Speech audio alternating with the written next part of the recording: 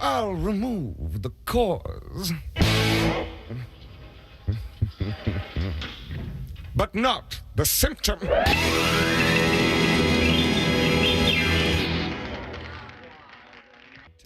When I was a kid, I watched the Rocky Horror Picture Show. And as the main star of the show, Frankenfurter, came onto screen for the first time, everyone watching knew exactly who he was. The red motif, the stockings, the makeup, the gloves. That was my first introduction to the effect of a great character design.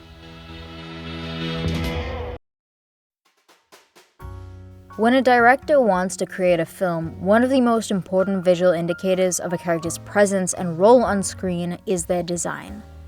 Traditionally, this will include multiple concepts for clothing, makeup, and hair, leading to something that can hold symbolic value and plant unconscious ideas into an audience's mind.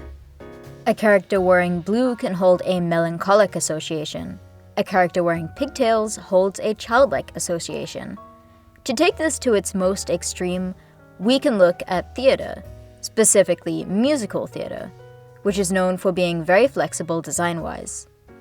In theater productions, actors have to keep up this standard of communicating themselves through their costume, while also considering that their audience isn't really as close as they can be in a movie, which usually has perfectly zoomed in shots to pay close attention to whichever details the director wants the audience to focus on.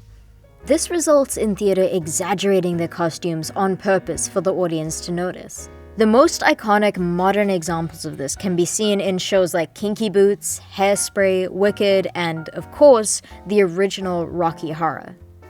Going back to film, we can clearly see how this becomes its own unique style when musicals are adapted into films, with the Wicked and Rocky Horror adaptations being incredibly exaggerated in their color schemes, costumes, and makeup to pay homage to their original pizzazz. I think it's important to consider how theater shaped costume and character designs, often having the most impressive costumes and accessories made to date, with the only real limitations being the obvious setbacks of the real world. But straying from the restrictions of live-action costumes is where we can see the design of a character have even more potential. It's where we can see experimentation with character design that simply wouldn't be possible in real life. The shape of a character's body can be pushed and stretched.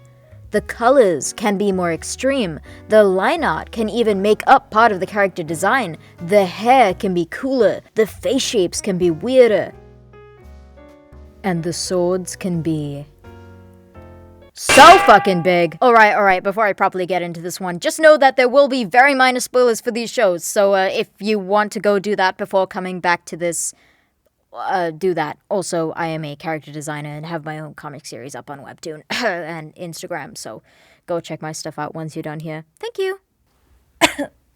Probably the most recent of the shows I'm going to talk about is the recently concluded Arcane series, which has gotten a lot of praise for its really great color schemes, shape theory, and facial designs. But what really impresses me personally about this show is just how much of an improvement it is from its source material. Arcane's characters and basic world concept came from the League of Legends series, which had designs that weren't exactly bad, but were definitely made to be more eye-candy than a way of telling a character's story. For example, Vi's original design was probably the worst of the bunch, having uncanny proportions, unnecessary clutter, and just really jarringly bright colors for such a supposedly serious character. Then, if we look at Arcane's adaptation, they really pushed to have more realistic colors that communicated not only her personality, but also her role in the story and relationships with other characters. Her face is loosely modeled off her voice actor, down to things like her lips and teeth movements, and her face contains more detailed imperfections, which really push that natural feel her original design lacked. Her costume is great at communicating the creative yet gritty nature of the undercity she grew up in, and it immediately tells the audience that she is somebody that fights with her hands and does not concern herself with tight or flashy clothing. Even down to tiny details like how her clothes are loosely shaped into V-lines, in contrast to Jinx's X motif in her own clothes. It all just adds up into a really well thought through design. Looking at Jinx, we can see that even a purposefully cluttered design can be done in a way where every aspect of it has a reason to be there. That further expresses the character and their role to the audience. Her shoes and nails have all these tiny details that just work so well in the design's favor. Although, the fact that these designs are on 3D animated models in a stylized yet relatively realistic choice of using the medium does work in its favor when it comes to all these tiny details and choices. The 2D aspects of the shots are usually something fluid like electricity or smoke, but this isn't to say that 2D animation doesn't have some of the greatest designs we have seen to date. Over the Garden Wall is probably my favorite miniseries ever created. Spanning over just 10 episodes, rich with woody painted backgrounds. It's not only timeless in its setting, but in its fluid and squishy frame-by-frame animation. The mostly hand-drawn style of the show is reminiscent of early Walt Disney animations, with visual inspirations that range from the classic rubber hose style to vintage Halloween postcards. This is kind of the inverse of what makes Arcane's style so good. While Arcane's characters were praised for combining comic book styles 3D and realism to create something fantastical and new, Over the Garden Wall is known for being a nostalgic homage to old hand-drawn styles. The simplicity of the character designs, especially with our two main protagonists, shine through in their use of shape theory and colors. The autumn green and white of Greg's clothes next to the blue of Wirt's, the pointy and sharp shapes for Wirt and the rounded ones for Greg. It's just so good at communicating this opposing look for them both. Similarly to how Vi and Jinx oppose each other's color palettes, these two just do it more with shapes. Even the personal cores of these two characters are woven into their costumes. With Wirt's costume being called a gnome by everyone else, despite him actually stating he doesn't even know what he's supposed to be dressed as, Greg, on the other hand, just wears a teapot on his head, which he has confidence in as looking like an elephant. The teenage unsureness contrasting with the childlike wonder works perfectly into how they are depicted and how they interact with each other. Even better, the reason for their costumes isn't even revealed until the 9th episode. Yet the world and characters are executed in such a way where you never even question this. Again, it's just the colors, shapes, and bizarre nature of the world that makes it almost not worth questioning when something isn't normal. It's a really well thought through aspect of the story. But if I were to pick a series that uses shape and color best in their designs, I'd have to say that title goes to...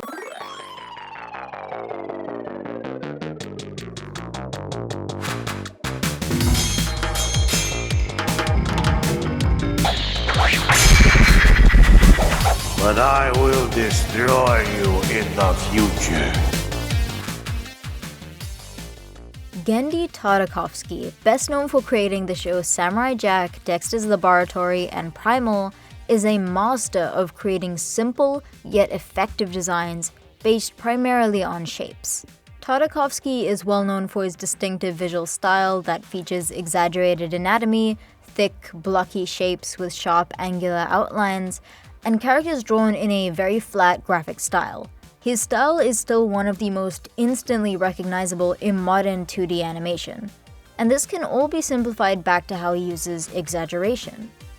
In his older work on Samurai Jack, it's easy to see exactly which characters represent what, but also what their mannerisms and personalities are like based on the shapes and colors used.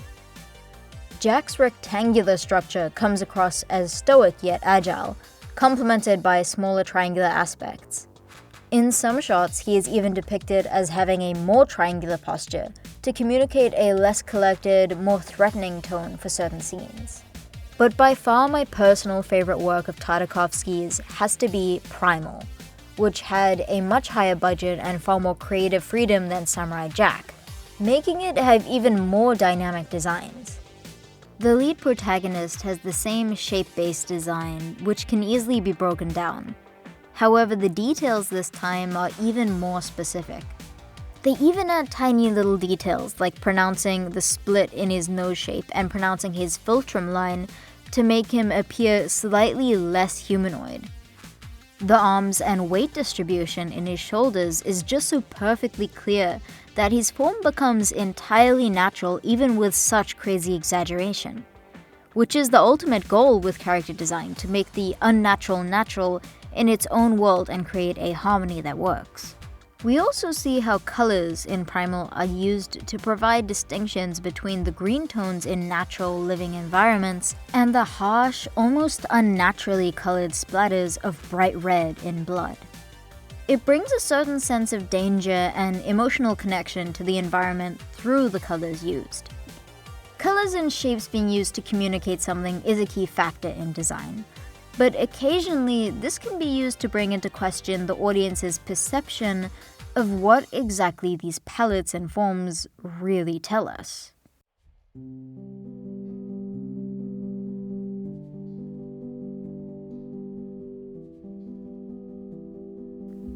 Berserk is the clearest example of irony in character design. The general consensus of what we as the audience understand when we first are introduced to the character of Guts is that he is nothing short of a reflection of the dark and terrible world he inhabits, taking its cruelty and personifying it through his rugged armor, sharply shaped appearance, and brutal weapon. Once we get introduced to his foil, however, we begin to get the sense that there is more to this world than simply suffering.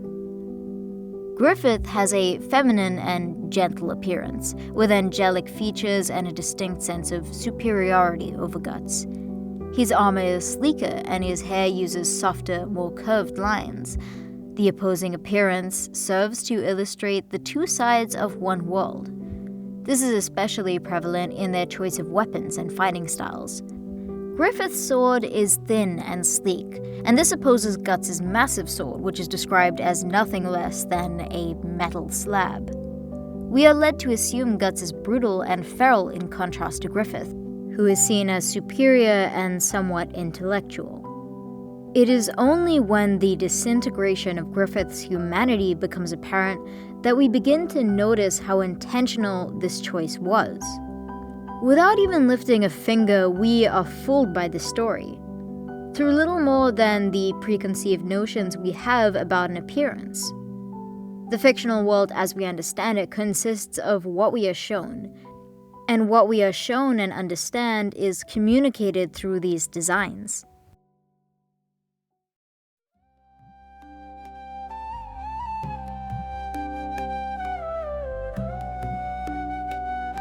The Secret of Kells is a slightly lesser-known film by Cartoon Saloon, known for Wolfwalkers and Song of the Sea, although I think their style is strongest in this film.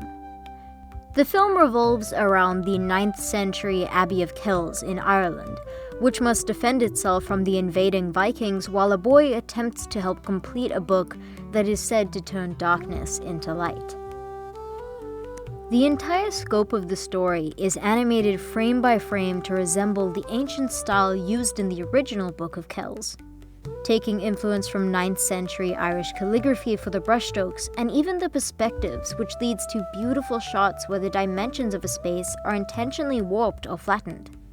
The reason I mention this is to draw attention to just how creative concept designs can be when applied to the animated medium, making Cartoon Saloon one of the great masters of visual harmony. Now obviously I made this video as an excuse to talk about my favorite designs, but I also wanted to mention a few that I never had the time to properly talk about, although they are definitely worth some kind of mention. I'm not even joking when I say that Smiling Friends is one of the best designed adult comedy cartoons I have ever seen. For the past 10 years or so, adult animation has kind of stagnated stylistically into these Family Guy or Rick and Morty lookalikes, with occasional shows that strayed from this, like BoJack Horseman. But usually it comes across as somewhat bland and very stiff with exclusively 2D rigged models. Smiling Friends uses a blend of primarily 2D backgrounds and characters with occasional 3D, stop motion, and even rotoscoped aspects, all of which are implemented for visual comedy that just works really, really well. It's kind of chaotic creativity at its finest, and I'm really glad it exists. I think experimental animation like this should be implemented much more often, especially when Smiling Friends uses this as an opportunity to hire smaller artists looking to show off their unique skill sets. Something it reminds me a lot of is the slightly uncanny look of works like My Life as a Courgette or Fantastic Planet, which uses a lot of great unnatural shapes and colors for the stop motion and cutout animation, though in a much more grounded state. Something like Dorohedoro was not what I would have initially called an anime with gorgeous designs, simply because it's kind of creepy and the faces look a little weird on the 3D models. But when you watch it all the way through, you actually get to see some pretty cool stuff. In this rundown wizard world, the way clothing and magic is implemented into the world is just super creative, and I personally love the design choices made, especially with the main mob's masks. It also reminds me a little bit of Commedia masks and how they display some level of the character's personality. I just think it's really cool. In the same lane, JoJo's Bizarre Adventures, specifically parts 3 to 5, really surprised me in just how weird and crazy their costumes and hair can get. It's insane and sometimes really, really nonsensical, but once you get used to how the world works, it all fits in pretty smoothly. On the topic of anime, One Piece comes to mind when I think about character design. Shape and color reflect characters in a gorgeous and creative collection of palettes. Characters will have extremely unique faces and bodies which will all reflect their personalities, and the costumes are just so creative. Just ignore the woman's designs. To conclude, I think it's important to hold value to all the different forms of design that are implemented into visual artworks put to screen. From the realistic to exaggerated or monochromatic to colorful, we can learn from every corner of it as new ideas and experimental concepts get brought to life. So take influence from everything, don't limit yourself. Every medium has something to learn from. I'm going to be taking a break after this video for a little while. For the last couple of weeks I've been really burnt out between making these, working on my usual comics and working on my animated shorts, so don't worry, I'll be back, just let me chill out for a sec.